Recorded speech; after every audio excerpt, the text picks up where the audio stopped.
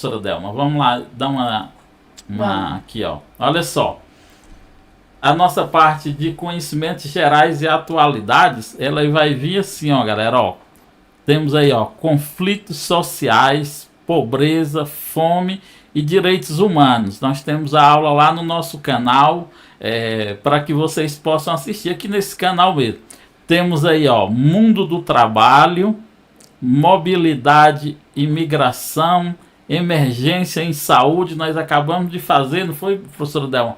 Um super aulão, saúde, surtos e epidemias. Foi tá? maravilhosa a aula e a resolução de questões também, tá bombando. Meio ambiente, ó galera, de todos esses tópicos aqui, o que a banca trabalha mais é meio ambiente, tá? E também esses desastres ambientais. Vocês vão perceber aqui nas questões que a banca UFG, ela adora essas questões de meio ambiente e desastres ambientais. Também a formação do território de Goiás, a colonização, a independência e assim. E aí nós temos a aula completa no canal que vocês precisam assistir. Se vocês ainda não assistiram, assistam essa aula porque vai ser bastante importante. E esses tópicos aqui a gente vai explorar na nossa aula. E também os aspectos históricos e geográficos aí de Itumbiara. Aí, né? Temos aqui, ó, médio e superior, exceto para o cargo de professor. Então você que vai fazer para os cargos de nível médio, se não for para professor, essa matéria aqui, ó, vai cair para você, tá? Se você ainda não estudou, corre lá, fala, professora Delma, manda essas leis aí para mim que eu preciso estudar. Até domingo eu tenho que estar detonando. Nós já temos essa aula aqui, ó, galera, da Constituição Federal, dos artigos 1º ao artigo 6º, tá aqui no canal. Temos aula de direito administrativo. Então, tudo que você precisa tá aqui no canal. Agora nós vamos entender como que vai ser cobrado, professora Delma, esse conteúdo aqui nas questões na prova, né? Ó, tipo, para os cargos de nível fundamental. Olha só, professora Delma. Auxiliar de serviços gerais, ó. Fala aí os... Vamos lá então. Língua portuguesa, 10 questões com peso 4, gente. Peso. Olha o peso dessa questão. Matemática, 10 questões com peso 3, também vale muito. Atualidades, história, geografia e conhecimentos gerais, né, de Itumbiara. 10 questões também com peso 3. Então, avalie, que tudo vale 100. Avalie, né? Que se você acertar ali só português e matemática, você vai ter ali 70 pontos, não é isso, professor? Mas não pense você que 70 pontos vai deixar você dentro da lista de classificação, não. É capaz que seu nome nem apareça na lista, tá? Quando é uma prova assim, nesse nível, o que tende a acontecer? Tende que muitas pessoas vão passar, e aí como é que vai ser? Eles vão ter que partir para os critérios de desempate. Quais são eles? Idade, se você já foi doador de sangue, se você já foi mesário e outros critérios que vem lá no edital. Então, para a gente ficar seguro e confortável, a gente tem que ir para essa prova para tirar aí no mínimo 80% das questões. Não estou exagerando, tá, gente? Compare esse concurso com um concurso que foi feito há 4 anos atrás. Se você tirasse 70, você estava nas cabeças. Hoje, mais não, tá bom? Então, não pode desperdiçar nenhuma disciplina dessa daí, porque um ponto que você perder vai ser a diferença na sua classificação. E principalmente esses cargos aí de nível fundamental que não tem conhecimento específico. Então, essa parte aqui de geohistória, atualidades, vai ser essencial você conseguir acertar todas. Por quê? Para você poder se dar o luxo de errar alguma de matemática e também de português, que aqui todos vão ter dificuldade. Então, a parte aqui de conhecimentos gerais é que vai definir 30 pontos aí, ó, quase que praticamente, quase não, né? 30% da prova, praticamente. Exatamente. E se você acertar mais umas 8 de português, acertar umas 5 ou 6 de matemática, aí você vai compor uma nota excelente. Já para quem vai fazer para os cargos de nível médio, né, professora Delma? Também vamos lá falar sobre também, né? Sim, também isso aqui tem. já é uma estratégia, galera. Olha só, não fique focado, igual a menina perguntou aqui, a aula já não vai começar? Já começou, filha. Tudo a partir de agora já é aula. Sim. Nós não estamos ensinando para você a melhor forma de você garantir a sua pontuação, porque a partir do momento que vocês aprendem essa técnica aqui, vocês vão levar para a vida.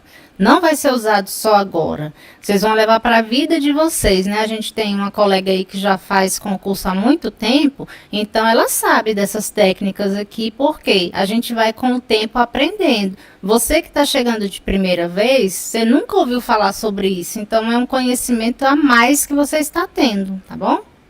Isso, vamos lá, professora, comentar aí o conteúdo programático aí de nível médio. Isso.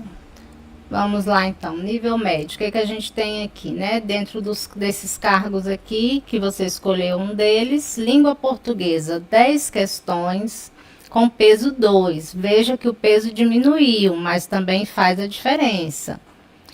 Matemática, 5 questões, também com peso 2. Atualidades e História, 5 questões, também com peso 2. Agora já vem mais conteúdos, ó. Noções de Informática, quantas questões? 5, com peso 2. Legislação, 5 questões, com peso 2 também. E conhecimentos específicos do cargo, com peso 4. Aí você pergunta, por que o conhecimento específico do meu cargo pesa mais, professora? Porque é da sua inteira responsabilidade e obrigação você dominar essa parte do conteúdo. Então, a banca examinadora sempre vai colocar um peso extra sobre essas questões. E aí é onde você pode, talvez, né, se dar ao luxo aí de, por exemplo, não acertar nenhuma de matemática, mas se você gabaritar a parte de conhecimento específico, você vai estar tranquilo, tá? Então, essas coisas a gente ensina para vocês, não é para encher linguiça, perder tempo, não. É para auxiliar você na hora que você estiver lá na prova, que você estiver com dificuldade em noções de informática, por exemplo. Ah, não sei muito isso, tá? Então, não canse sua cabeça nesse momento. Passa para frente e vai continuar até chegar nos conhecimentos específicos do seu cargo, que é onde você tem por obrigação ir muito bem para fazer o diferencial.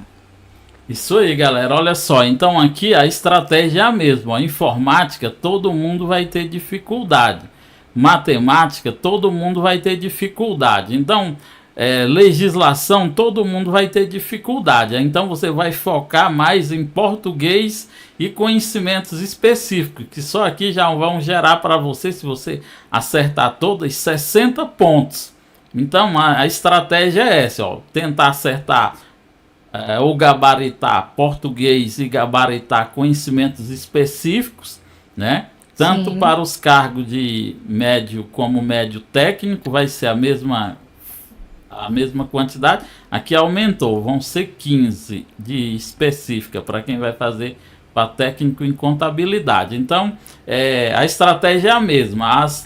As matérias que todo mundo vai ter dificuldade, você vai estudar, mas não vai se matar por elas. Porque se você não sabe mesmo informática, você não vai aprender daqui para lá. Então, foca nas matérias que vai te dar mais ponto e que você já tem uma noção, né? Agora vamos falar aqui sobre o conteúdo para nível superior, né?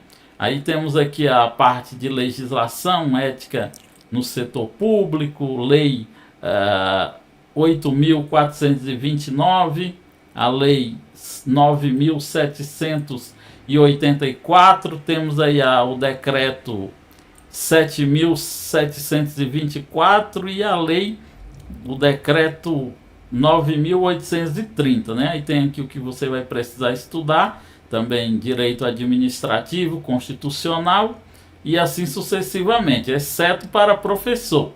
Então vamos lá, galera, começar Vamos agora lá. nossas questões, beleza? Professora Delma agora vai dar um tempo ali, daqui a pouco, quando a gente for fazer as de conhecimento específico, a professora Delma volta para a gente poder comentar aqui as de pedagogia, beleza, professora Delma? Isso. Qualquer dúvida, gente, eu tô no chat, eu vou respondendo vocês, tá bom? Não vai ter noção de informática, tá, Rúbia? Nós colocamos lá o que vai cair na nossa prova. Nós vamos trabalhar com conhecimentos gerais, com a parte, algumas questões da lei, geralmente a parte que mais cai, e também vamos trabalhar com a parte de conhecimentos gerais, tá bom? Então, galera, olha só. Uma primeira questão aqui, ó, todas as questões aqui, exceto as da Geohistória de Itumbiara, que foi nós mesmos que criamos, porque não existe questões, todas as outras questões são do Instituto Verbena. Então, você já vai ter uma noção de o que a banca trabalha. Olha só, essa primeira questão aqui, ó, já falando do mundo do trabalho, olha só.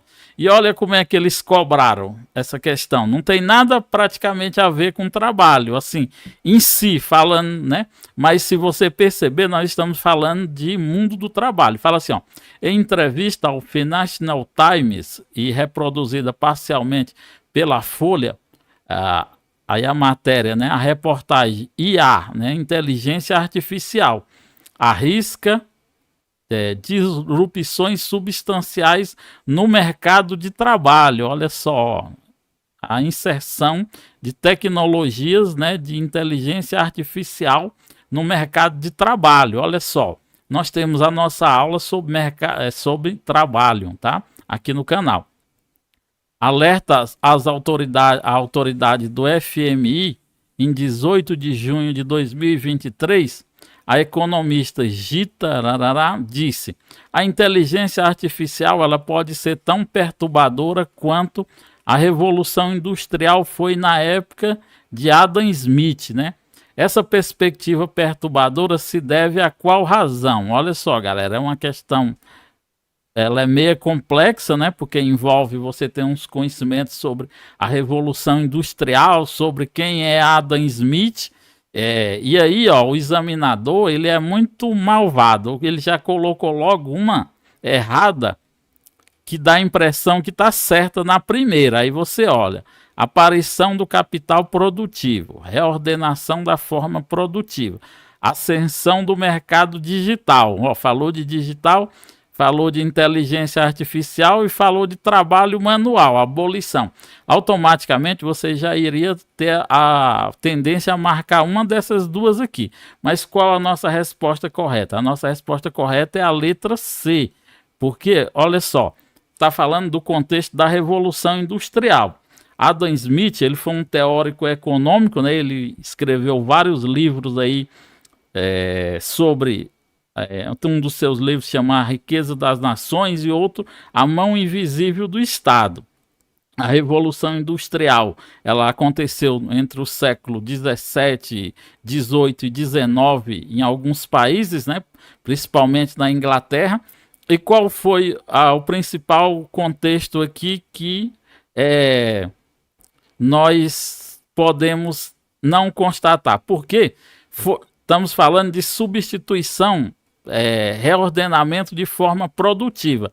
Antigamente, lá na Europa, nós tínhamos o feudalismo.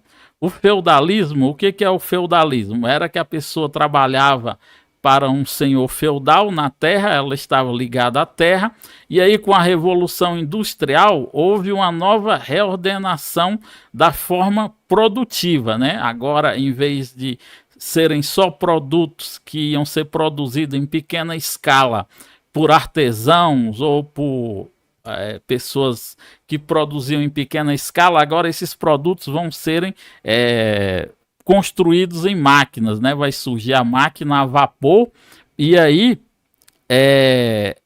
esses produtos vão serem produzidos em grande escala. E aí essas pessoas que trabalhavam no campo, né? Houve uma fome muito grande na Europa e aí os senhores de terra, por não ter como realocar e manter essas pessoas na terra, expulsaram elas. E essas pessoas foram para as cidades, né? Para poder tentar uma forma de viver lá na cidade. Chegando lá, o que vai acontecer? Só tem as fábricas, né? As fábricas submetiam pessoas a jornadas exaustivas de trabalho, e aí vai haver, né, essa dificuldade das pessoas, né, se realocar no mercado de trabalho, porque elas saíram de uma forma de trabalho totalmente diferente para partir para um trabalho novo, né, com novas máquinas, coisas que muitos nunca tinham visto, essas máquinas, né? E agora é o que está acontecendo, né? Tipo, várias profissões, elas estão sendo engolidas, e aqui não só trabalho manual, tá, galera? Ó, por que não pode ser trabalho manual? Porque as inteligências artificiais, elas estão devorando tudo, não só os trabalhos manuais, mas também vários trabalhos estão correndo risco aí, tipo, até mesmo trabalhos de advogado, né? A inteligência artificial está organizando os processos, né? Tem a aparição do chat GPT, que é um chat especializado em reprodução de texto, né? Vai substituir muitos jornalistas, muitos escritores, redatores. Então não é a abolição do trabalho manual. O trabalho manual em si vai ser um dos últimos que vão ser abolidos. Apesar que tem máquinas também industrializadas, modernas, que vão substituir essa mão de obra manual, mas essa mão de obra manual, em alguns trabalhos, ela não tem como ser descartada, porque uma máquina não substitui o trabalho humano. Então, a dificuldade aqui é a nova reordenação da forma produtiva, né? Como que esses produtos vão ser produzidos e como essas pessoas agora vão se realocar numa nova perspectiva aí diante dessas inteligências artificiais. Então, isso mesmo, a Marijane disse, ó, na verdade a IA realmente ela não iria interferir no trabalho manual no primeiro momento. Isso mesmo. Então, a resposta correta é a letra C. Então, se você até agora ainda não sabe nada sobre essas inteligências artificiais, tira um tempinho aí, joga no Google, dá uma leiturinha por cima, porque, ó, mercado de trabalho, mundo do trabalho, olha só como que caiu a questão. A banca aqui está pedindo, ó, mundo do trabalho, ó.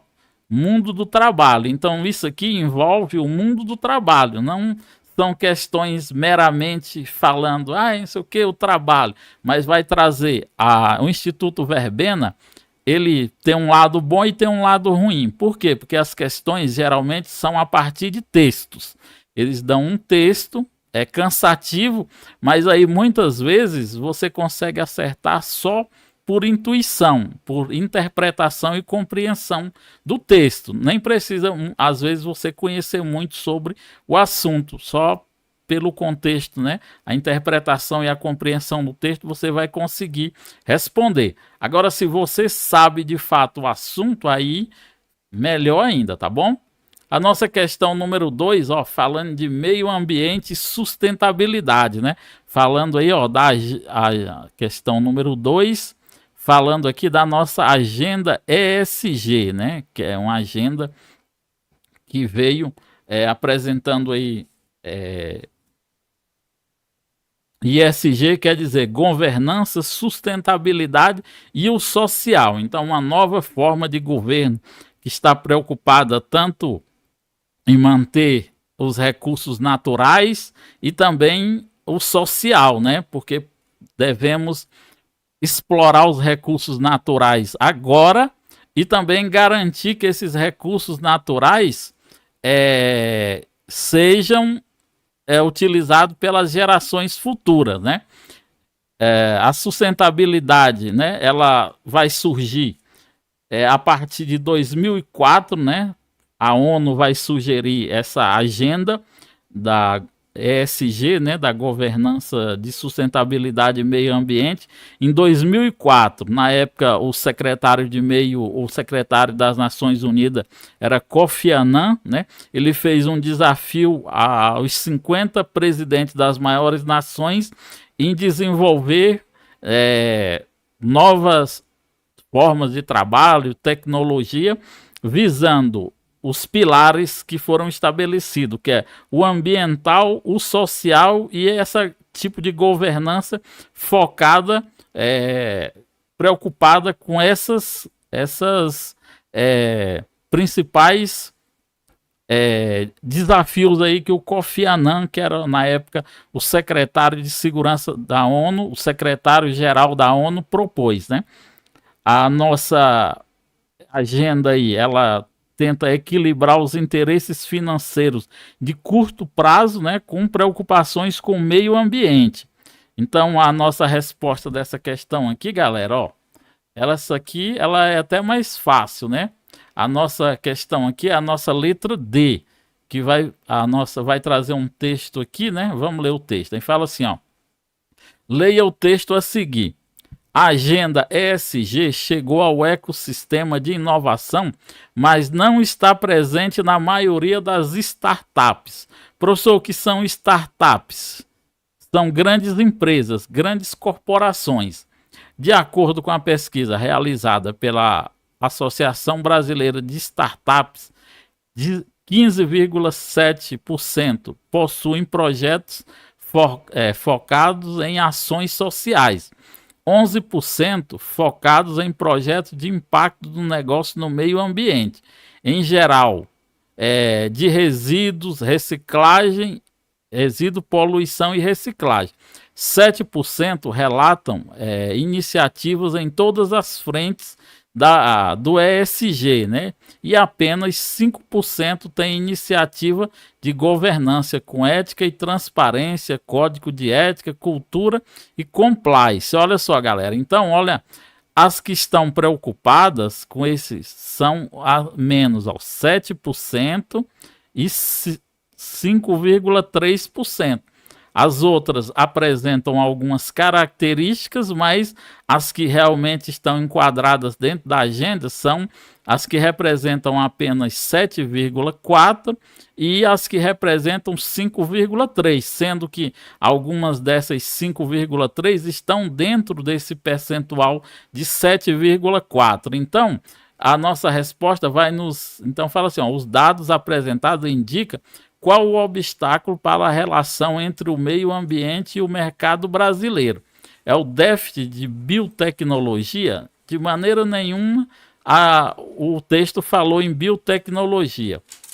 A improdutividade da natureza também não falou de natureza aqui, né? De improdutividade de natureza. Então vão olhando as questões, galera.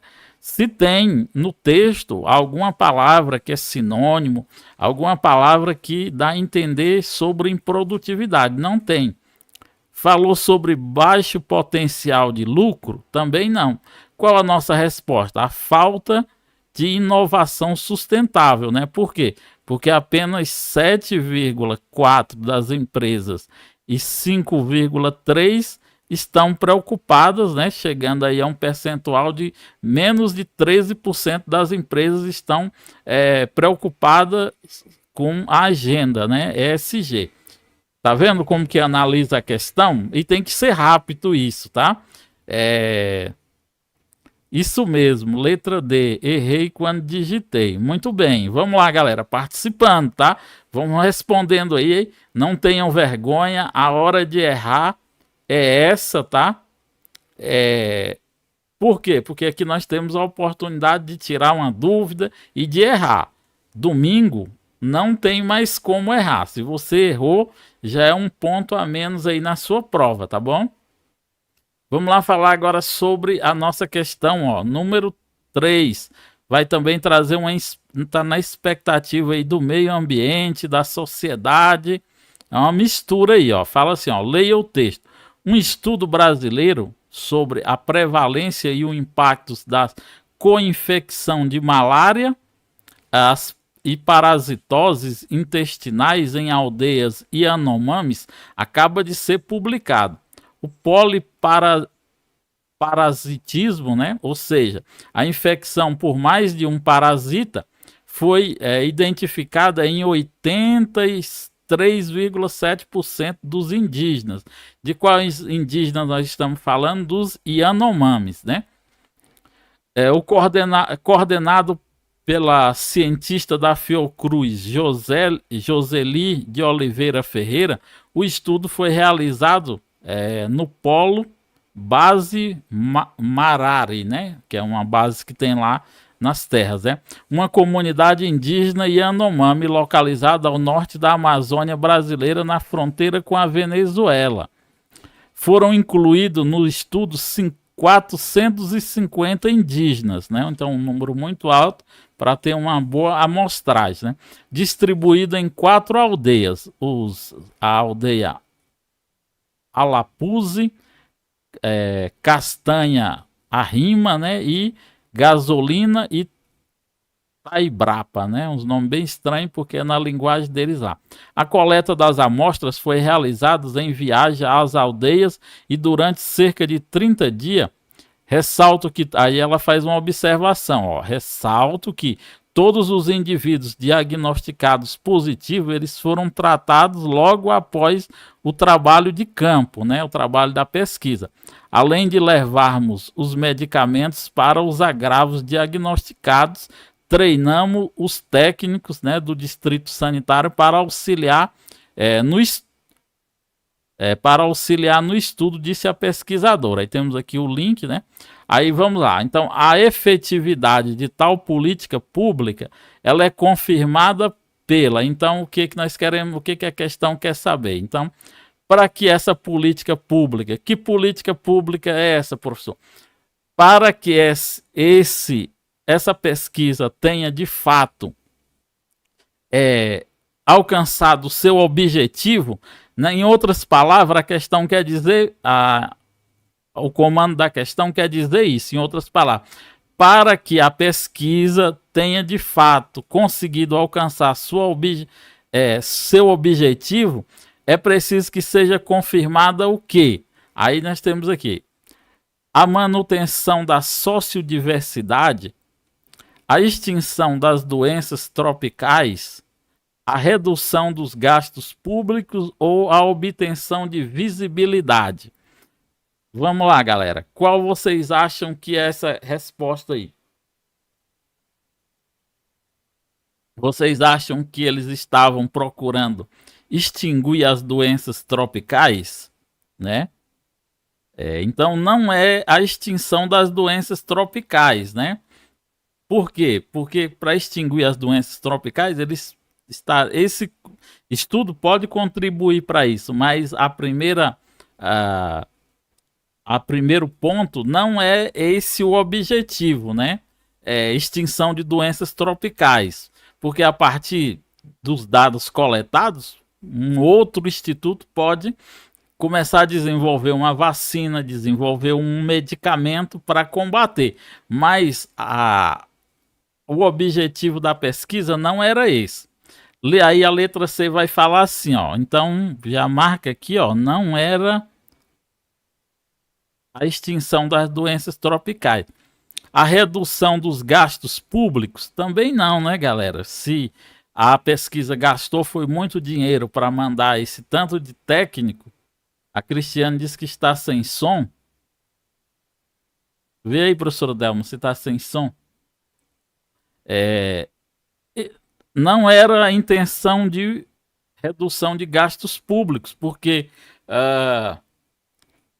só em mandar esse tanto de técnico para fazer essa amostragem já foram bastante dinheiro que foi gasto. E para obtenção de visibilidade também não, né, galera? Então está errada as 3, B, C e D, e a alternativa correta é a nossa letra A.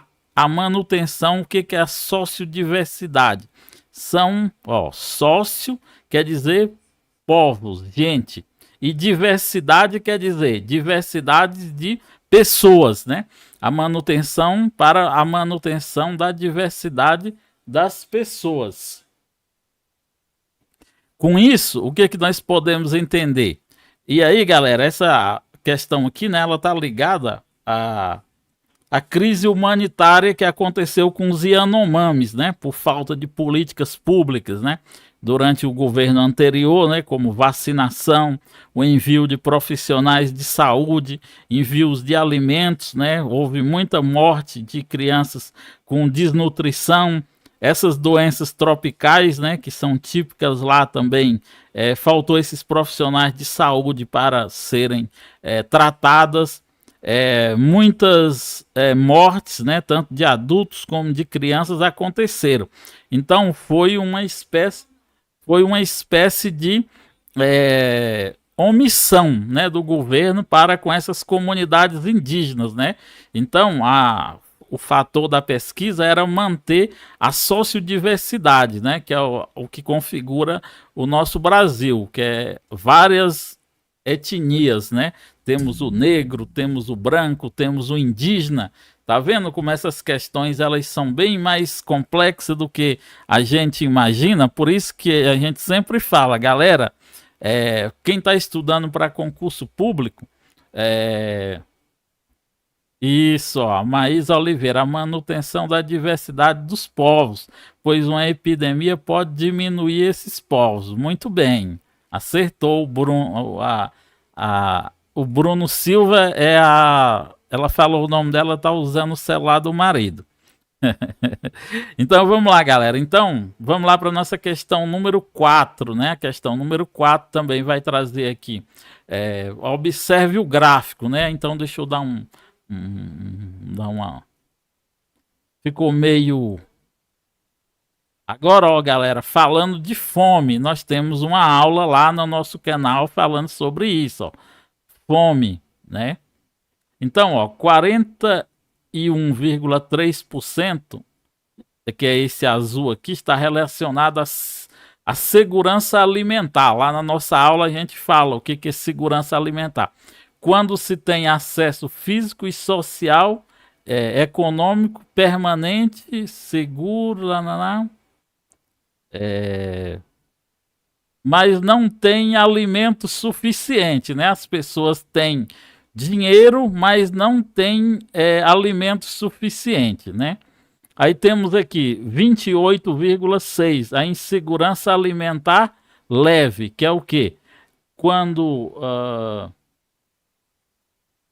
está ligado à relação ao acesso aos alimentos ou quando a quantidade de alimento está comprometida. E aí há 15%, que é essa parte aqui, vai dizer insegurança alimentar moderada, que é quando se tem acesso a quantidade suficiente de comida. E 15,5% insegurança alimentar grave, quando há privação do consumo de alimentos.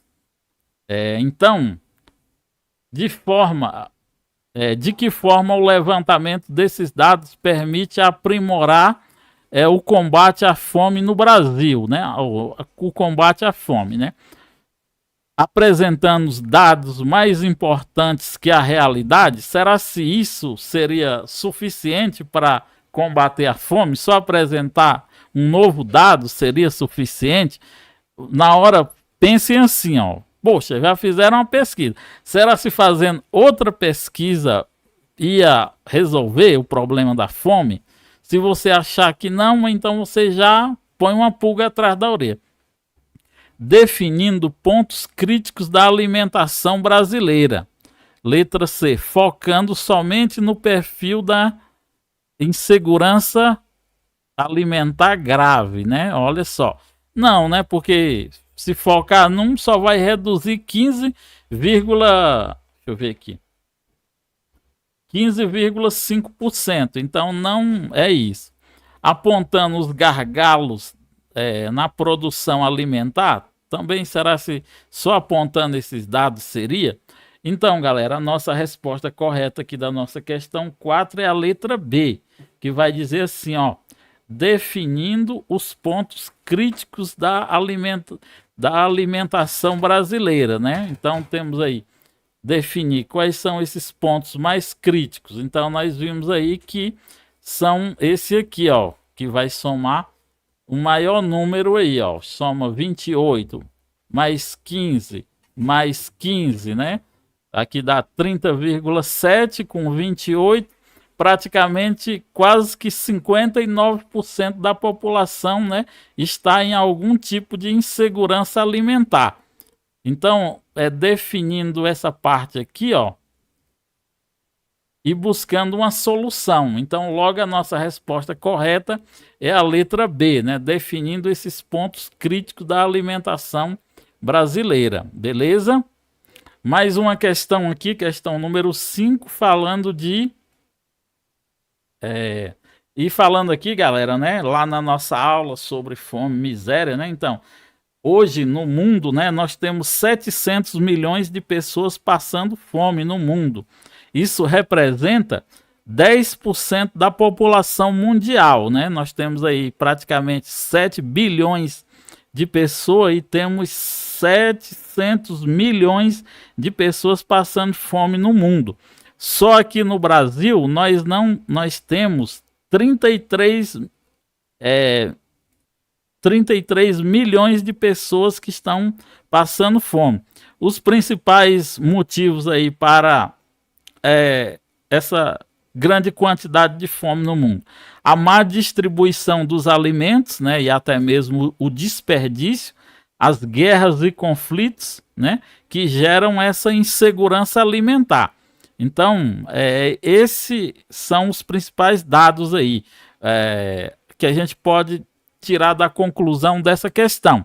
Para entender mais, você assista lá a aula completa, tá bom? Se você ainda não viu, tá aqui no canal. Só procurar fome, miséria e uma outra palavra lá que eu não lembro. Vamos lá.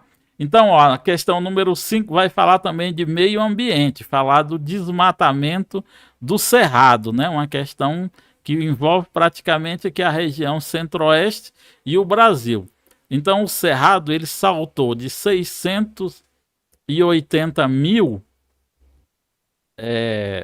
o desmatamento do cerrado saltou de 680 mil para 815 mil hectares, mantendo uma tendência de crescimento. O calor do fogo das queimadas elimina micro-organismos responsáveis pela transformação e decomposição da matéria orgânica, diminuindo a sua atividade biológica. Com as queimadas, o solo do cerrado sofre com...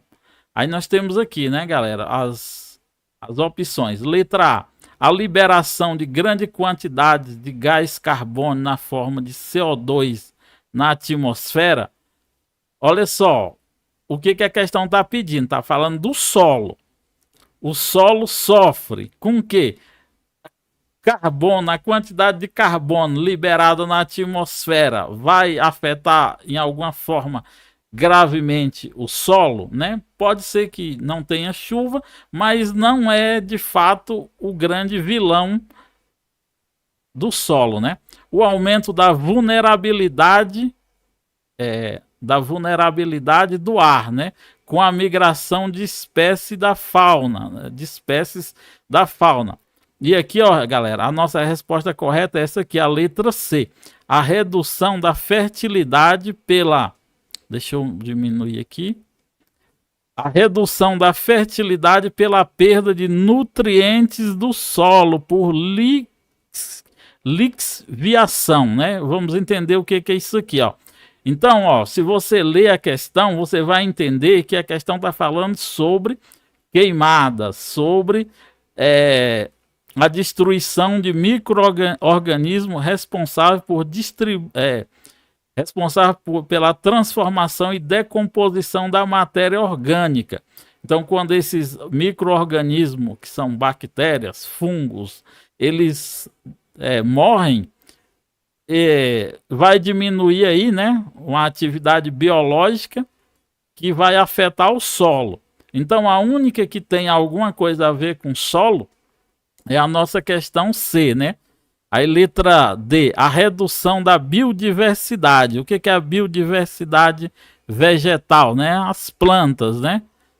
Mas a lixiviação é a nossa resposta correta. O que é a lixiviação?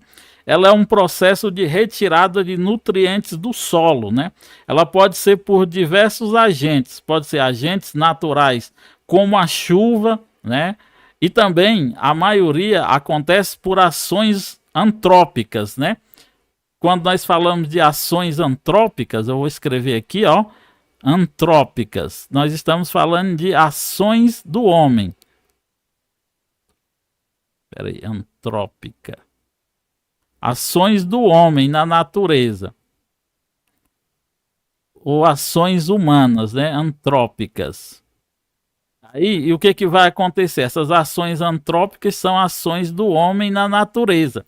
Que são o quê? São os desmatamentos, as queimadas, né? Então, vejam que a questão está falando, ó, de fogo, ó, o fogo nas queimadas, né?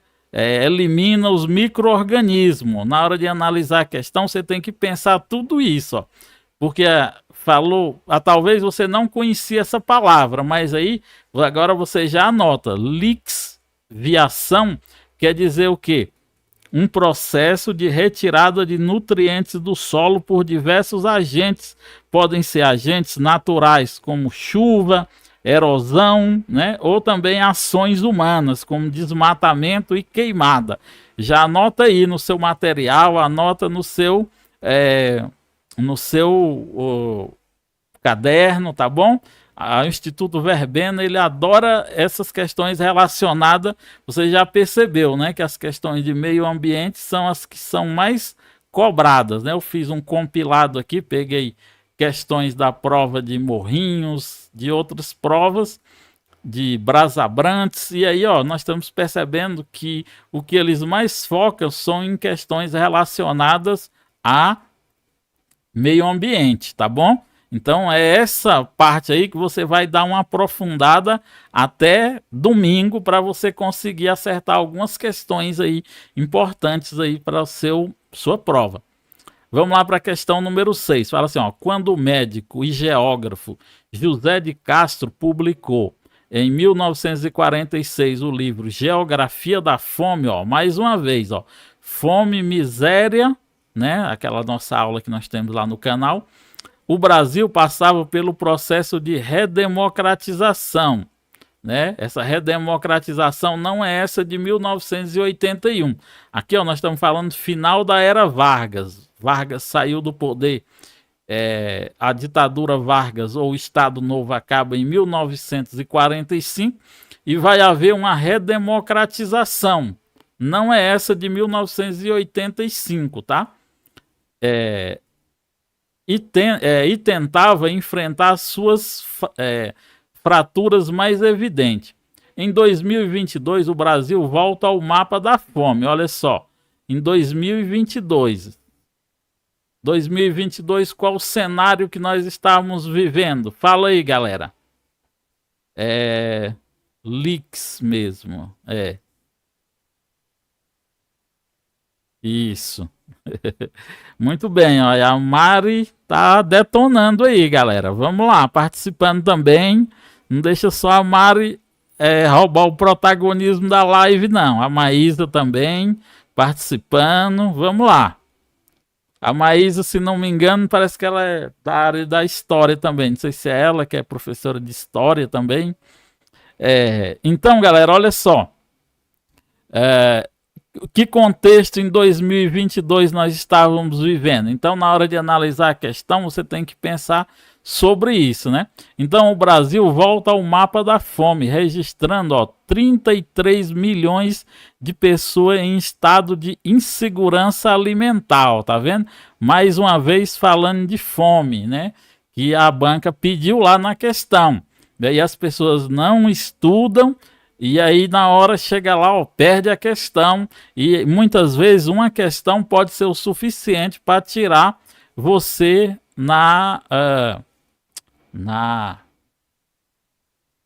tirar você tanto das vagas de ampla concorrência como até mesmo do cadastro. Então vamos lá. A principal causa desse retorno foi o que, galera? A guerra na Ucrânia, que causou escassez de combustível. Olha só. Houve a guerra na Ucrânia, né? Mas a guerra na Ucrânia, né? Ela começou bem lá atrás, mas aqui fala que causou escassez de combustível. Qual o contexto que nós estamos analisando? O contexto da fome. Logo, essa questão aqui está errada, tá? A instabilidade climática que interferiu na produção de alimentos. Estava havendo, mas ela continua da mesma forma. Então também não é a instabilidade. A crise agrícola que atingiu o centro-oeste do Brasil. Também não, galera. Durante a crise, a pandemia, né? Nós tivemos uma grande produção de alimentos aqui, por incrível que pareça. Todo mundo parou nas cidades, mas o campo continuou trabalhando, até porque lá houve pouquíssimos casos de Covid. Então nós estamos falando aqui da pandemia, né, de Covid-19, que aprofundou as desigualdades sociais, né, tanto no Brasil como no mundo. Também, entendeu? O Bruno falou, pensei que era B. A instabilidade climática. Então, galera, na hora de analisar as questões, você tem que pensar o que estava acontecendo naquele momento, tá? Pensou no que estava acontecendo naquele momento, que a questão está falando. Então, naquele momento, em 2022, nós estávamos ali no início de 2022, né? Naquela parte que foi a parte mais catastrófica da crise, né, da Covid, e já saindo, né, que chegou as vacinas, né?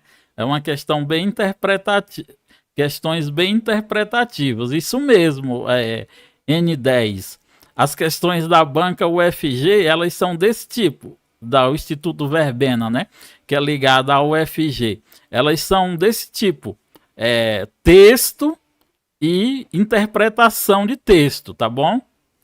Vamos também falar mais uma vez, ó, de mundo do trabalho, tá, galera? Ó, mundo do trabalho. Temos lá no nosso conteúdo programático.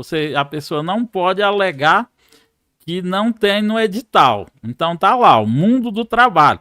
Mundo do trabalho está incluso, tanta coisa que você nem sabe o que são, mas muita coisa tá ligado ao mundo do trabalho. Então fala assim, ó, o número de pessoas em trabalho análogo à escravidão vem aumentando no Brasil.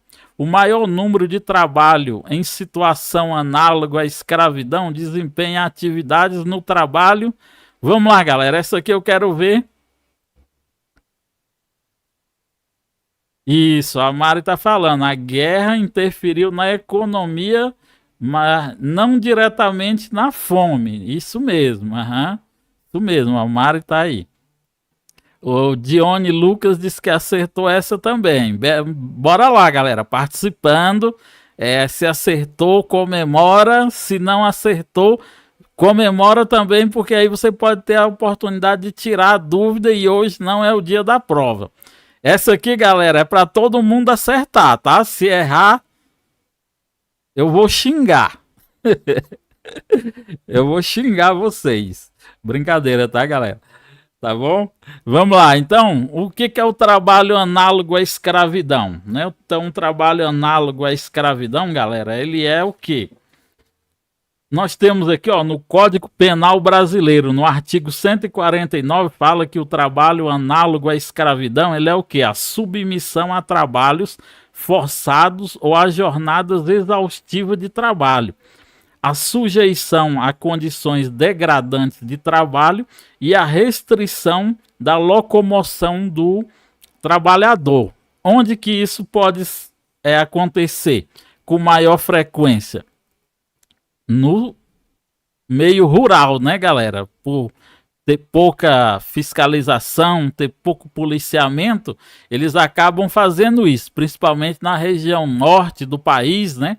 No Pará, na Amazônia, no Amazonas, no Acre, esses países. Mas também, galera, acontece trabalho análogo à escravidão em plenas metrópoles, como São Paulo, né? São Paulo tem muita...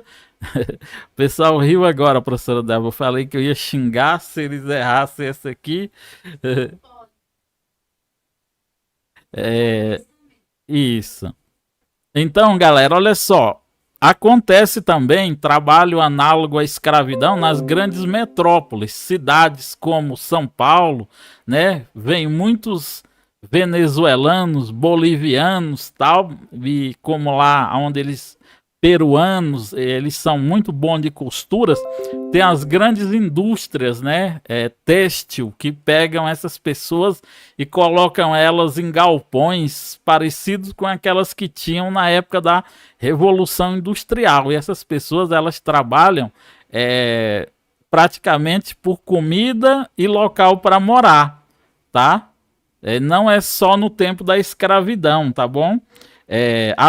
Quando fala aqui, ó,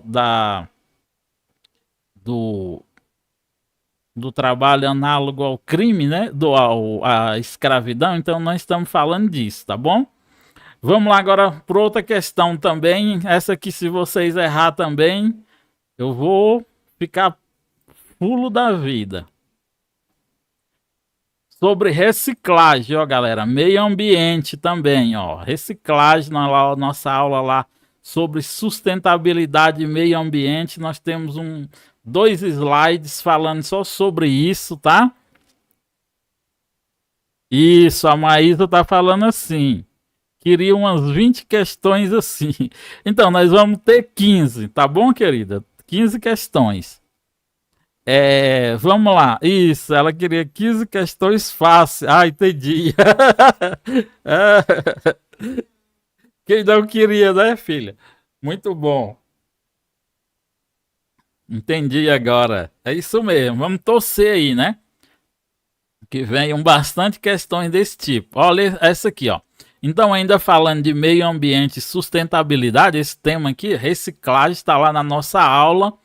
Tá? Então, o que que é? A reciclagem, ela é um processo que busca transformar os resíduos em novos produtos e que tem como prática correta o quê?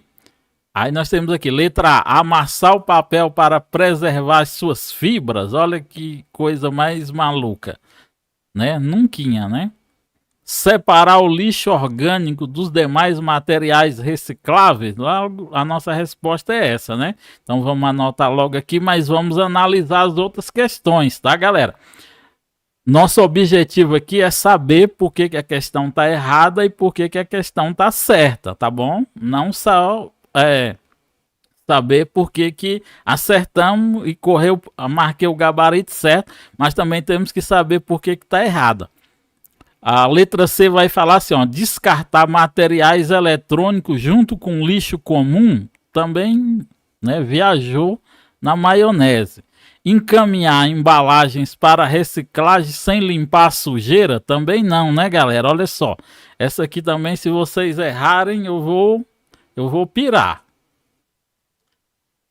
Mais uma, galera, olha só, também ainda falando de meio ambiente, ó. Então, ó, vejam que eles gostam muito desse tema. Aí vamos falar o antropoceno. O que é antropoceno? O antropoceno, galera, ele cadê aqui? O antropoceno, foi uma teoria, né, que foi desenvolvida. Ela é considerada uma nova época geológica caracterizada pelo impacto do homem na natureza. Lembra que nós já vimos uma questão anterior bem parecida com essa? Tá vendo? As questões, elas estão interligadas. Alguma coisa que às vezes você não consegue responder uma determinada questão. Então você, por exemplo, empacou naquela questão, não responde ela agora. Pula para outra questão que talvez lá na frente você bota só igual a professora Delma falou. Em vez de você já chutar, você coloca uma interrogação. Aí você pensa assim, daqui a pouco eu volto para poder te responder. Não fala assim, não sei. Quando você fala que não sei, seu cérebro já bloqueia. Agora, quando você coloca a interrogação e você fala assim, eu vou responder as outras, depois eu volto para a gente acertar as contas. Enquanto isso, seu cérebro vai ficar buscando conexões com alguma coisa que você já viu. Seu cérebro fica trabalhando. Agora, se você chuta ou se você já pensou que não sabe, aí o seu cérebro já... ele não sabe mesmo, aí nem fica procurando a resposta, tá bom? Então vamos lá, o antropoceno é o quê? É uma época geológica, né, caracterizada pelo impacto do homem na Terra, né? Antro-homem, poceno, né, ações do homem na natureza, né? Refere-se à nova época geológica moldada pela humanidade que está em andamento. O impacto dessas ações é que existe uma corrente dos cientistas aos quais defendem que os humanos estão mudando a Terra e os seus processos em uma escala muito maior do que todas as forças naturais combinadas. Olha só. Uma das consequências do antropoceno é o que, galera? Aí nós temos aqui, né? A nossa letra A. Nós temos a nossa letra A, né, que vai dizer que é o aumento da biodiversidade, o aquecimento global. Nós temos o aumento da biodiversidade, né? Então essa aqui já está falsa, porque com esses aquecimentos globais, todos esses problemas, né? A vida no planeta está sendo reduzida. Preservação de espécies ameaçadas, também não, né, galera? Então tá errado. A diminuição dos problemas de saúde pública, também não, né? Então a nossa resposta correta é a nossa letra A, o aquecimento global, tá? Então essa aqui também é para correr pro abraço. Vamos lá para a nossa questão número 10. Falando ainda, ó, de trabalho, tá, galera? Ó, é uma questão, é uma charge, né? Aí você tem que fazer a interpretação dessa charge. Aqui talvez nem precisa você saber de muita coisa. É só você ser bom de compreensão e interpretação de texto. Então, a pessoa está aqui, ó, uma pessoa, no caso, dirigindo um Uber, né? Aqui você entende que é uma pessoa dirigindo um Uber. E no banco do Uber, né, tá escrito assim, ó, socorro.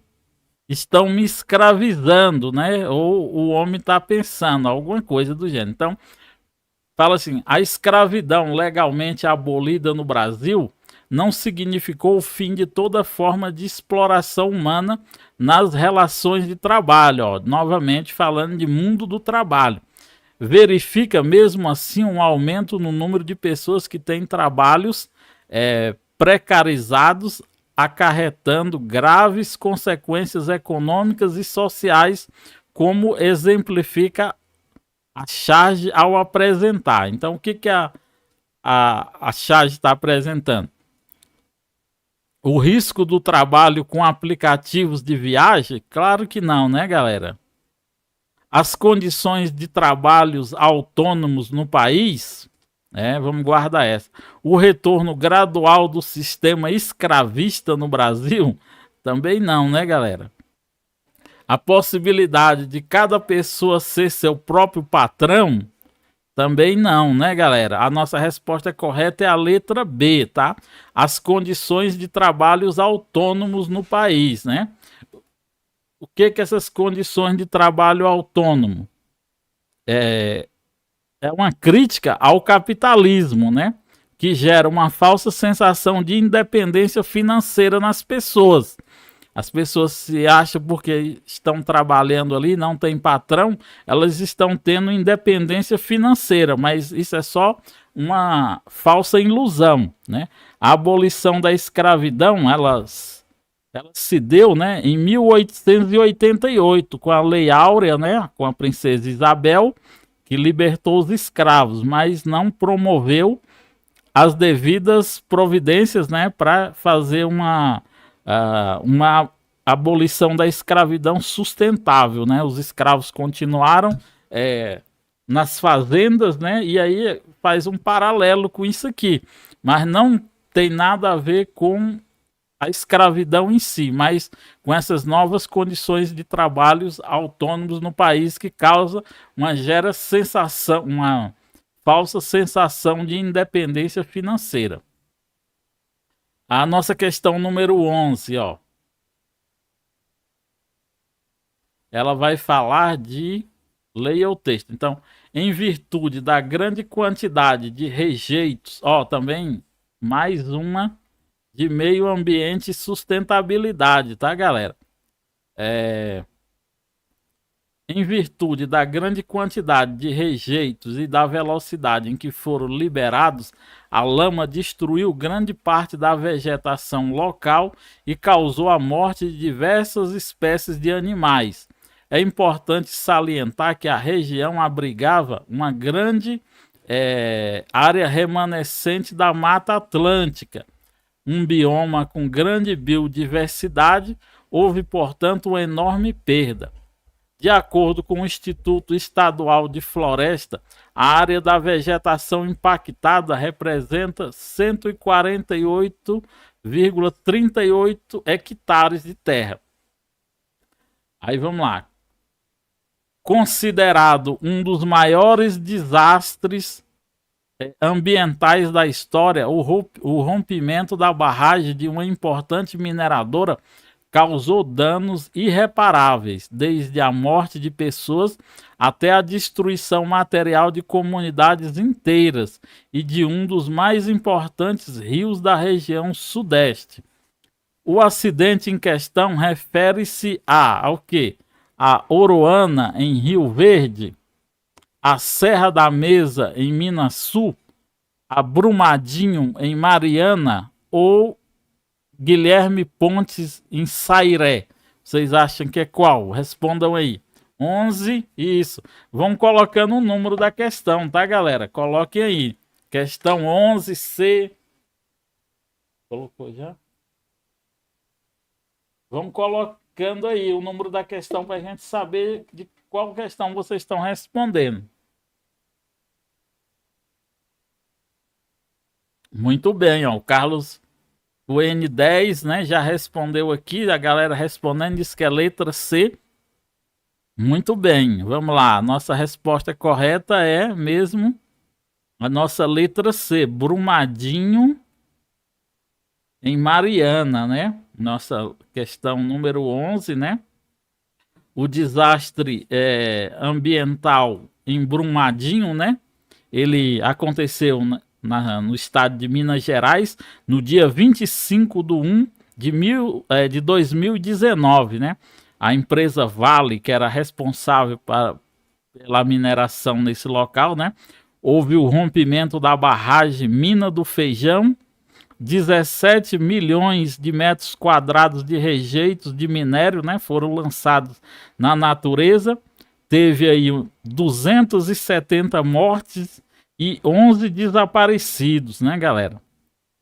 E também temos o desastre de Mariana, né, que também aconteceu no dia 5/11 de 2015, né, que foi antes, que foi o rompimento da barragem do Fundão. A responsável era a mineradora Samarco, também ligada à Vale, né? Houve aí foram despejados 40 bilhões de litros de rejeitos de minério, né? Foram atingidos aí os distritos de Bento Rodrigues, Paracatu de Baixo, município de Mariana e Gesteira, em Barra Longa, em Minas Gerais, né? Então foram vários acontecimentos aí que vieram, né, nessa situação aí. Vamos lá para a nossa questão número 12. Nossa questão número 12 vai falar ainda também de desastre ambiental. Ó, você vê como eles gostam desse tema, né? Não, vai falar dos biocombustíveis. Essa aqui também, se vocês errar, hein, galera, eu vou ficar bravo. Lá na nossa aula de meio ambiente e sustentabilidade, nós também falamos sobre esse tema, né? Energias renováveis e energias não renováveis.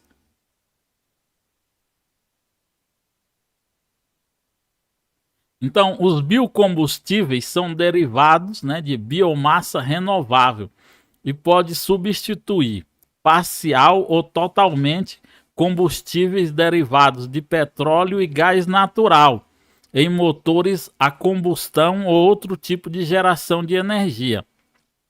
São fontes de energia alternativa que apresentam baixo índice de emissão de poluentes. O Brasil é um dos países que mais produz etanol, ó galera, no mundo. O etanol é um biocombustível derivado de quê, galera? Isso aqui, se vocês errar, eu vou ficar brabo, hein? Principalmente quem dirige. Quem é motorista, toda hora tá encostando no posto de combustível e mandando botar aqueles 10 contos de álcool. Ai, ai. Põe 10 contos aí, frentista.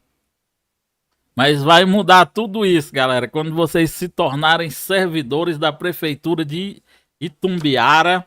Aí não vai mais existir 10 conto de gasolina, é só tanque cheio pra cima. Vamos lá. Então, a nossa resposta correta, né, galera? Só podia ser a nossa letra A, né? O biocombustível aqui no Brasil, ele é feito, né, a maior quantidade de cana de açúcar. Nos Estados Unidos ele é feito do milho, né, que é parecido com a cana, mas aqui no Brasil ele é feito da cana do açúcar, beleza? Vamos lá para mais uma questão de meio ambiente, ó. Leia uma charge e interpretar. Leia a charge. Aí nós temos aqui, ó, o que o senhor está fazendo? Perguntou o menino.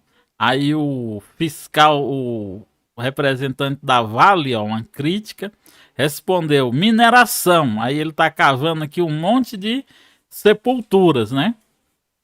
Então fala assim, ó, em 25 de janeiro de lembra que eu acabei de falar disso aqui, ó? Em 25 de janeiro de 2019, em Brumadinho, a barragem mina do córrego do Feijão, né, da mineradora Vale, rompeu-se e deu vazão a uma avalanche de lama tóxica que matou 272 pessoas. Anos antes, em 5 de novembro de 2015, em Mariana, Minas Gerais, 19 pessoas morreram com o rompimento da barragem do Fundão. Olha só, agora, ó, na nossa questão anterior, falava das duas cidades. Falava o acidente e a cidade onde aconteceu o acidente. Aí aqui não, aqui vai falar dos dois acidentes, tá? Aí vamos aqui, ó. A interpretação da charge.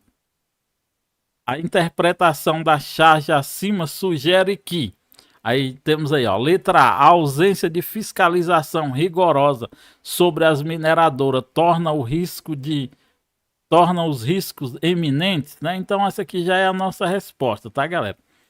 Aí, ó, os produtos que usamos na vida cotidiana vêm da atividade mineradora? Errado, né, galera? Nem todos os produtos que usamos vêm de mineração. A construção de cemitério é uma das mais seguras quando perto de uma mineradora. Olha que loucura. O bem-estar dos seres humanos e animais é preocupação constante das mineradoras. Olha também que loucura. Então, logo a nossa resposta correta é a nossa letra A, né, galera? Beleza. Olha, agora a galera está participando e estão acertando bastante. Vamos lá para mais uma. Ainda falando de meio ambiente, tá, galera? Ó, vejam que os temas que mais caíram foi o quê? Mundo do trabalho, meio ambiente e sustentabilidade. Caiu também relacionado à saúde, né? Falamos sobre a Covid, falamos sobre... também falamos sobre a parte de biodiversidade humana, né? Sociobiodiversidade.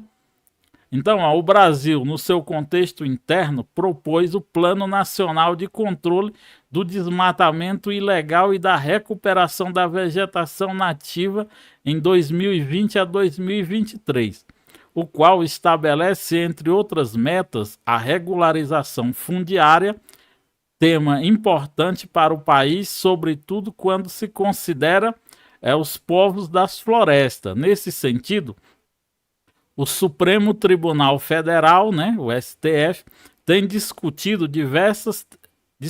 essas temáticas a partir da votação pela concordância ou não pelo marco temporal. Ó, galera, outro tema que está em alta lá na nossa aula de sustentabilidade, a gente explica mais sobre esse marco temporal como ferramenta de concessão de terra indígena.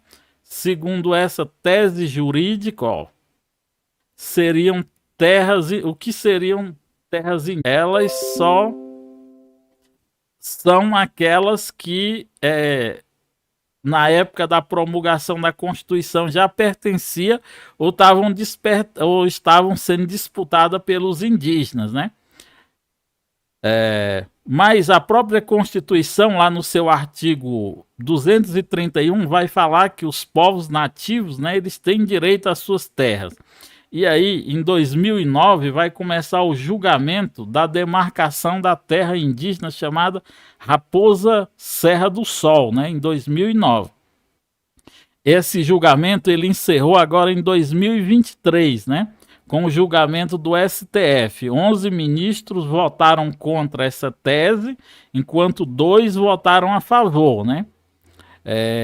A maioria foi contra a tese, né? Diz que todas as terras os índios têm direito, independente da que eles estavam em 1988. Aí, em 30/5, né, de 2023, a Câmara dos Deputados ela vai aprovar por 283 votos a 153 o projeto de lei 490 de 2007, né? Depois o Senado aprovou por 40 votos a 21. A lei foi mandada para o presidente Lula, que sancionou, mas ele vetou 34 partes dessa lei, né? Que é o nosso marco temporal. Então, o marco temporal, ele a nossa resposta é a nossa letra D, né? 14D, que vai dizer, cadê? Que são aquelas terras, ó, como o próprio texto já falou, né? Que eram aquelas, consideram, né? Nós vimos aqui na nossa explicação, né? Que são aquelas ocupadas ou disputadas no momento da promulgação da atual Constituição em 5 de outubro de 1985. Galera, é porque tá chovendo aí, tá tendo esses bugs, mas continuam na live que ela vai ficar assim e vai voltar, tá bom?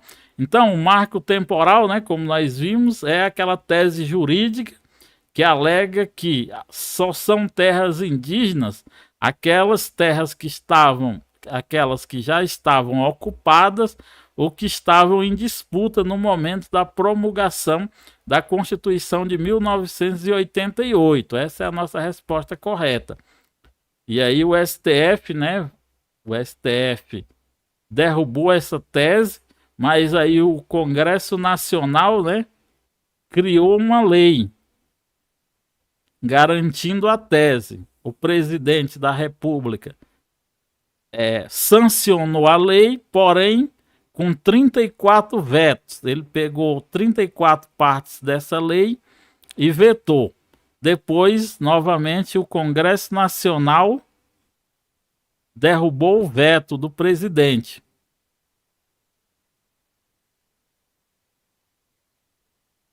E a lei, né, continuou, que a lei 14.100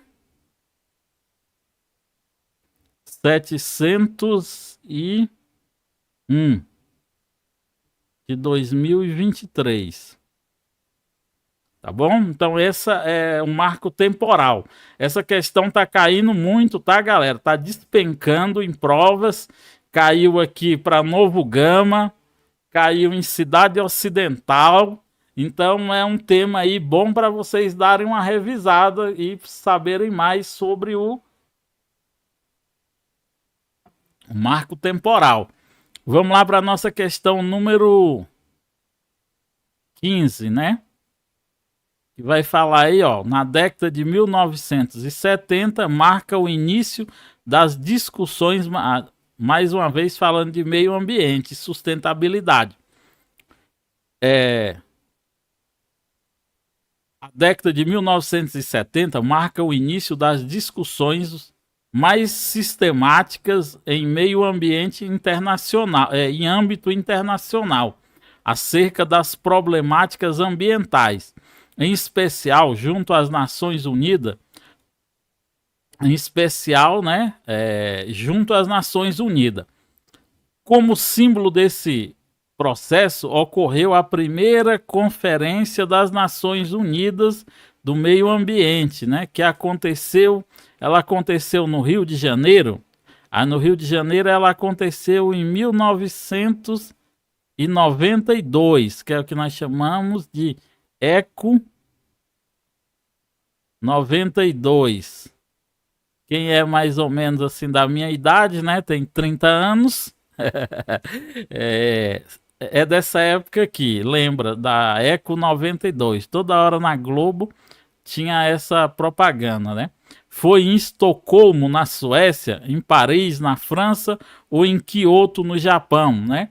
Onde que aconteceu a primeira Conferência das Nações Unidas sobre Meio Ambiente e Sustentabilidade. A nossa resposta correta é 10 anos, ano que eu nasci. O N10 diz que nasceu. Explica as questões bem demais. Parabéns. Obrigado, Nayane. Obrigado. Vamos lá, então. Então, galera, a nossa resposta correta foi a Conferência de Estocolmo, na Suécia, né? Essa conferência ela foi a primeira grande conferência com chefes de estados do mundo inteiro, né? Organizada pelas Nações Unidas, né? E o principal tema, a degradação do meio ambiente, tá? Então, se vier uma questão perguntando qual foi a primeira conferência sobre meio ambiente e sustentabilidade, respondam que foi a de Estocolmo, na Suécia, tá? E aí, agora, todos os anos, nós temos o que chamamos de COP, né? COP. Nós estamos, parece que é na COP 28, 29, se não me lembro, tá bom?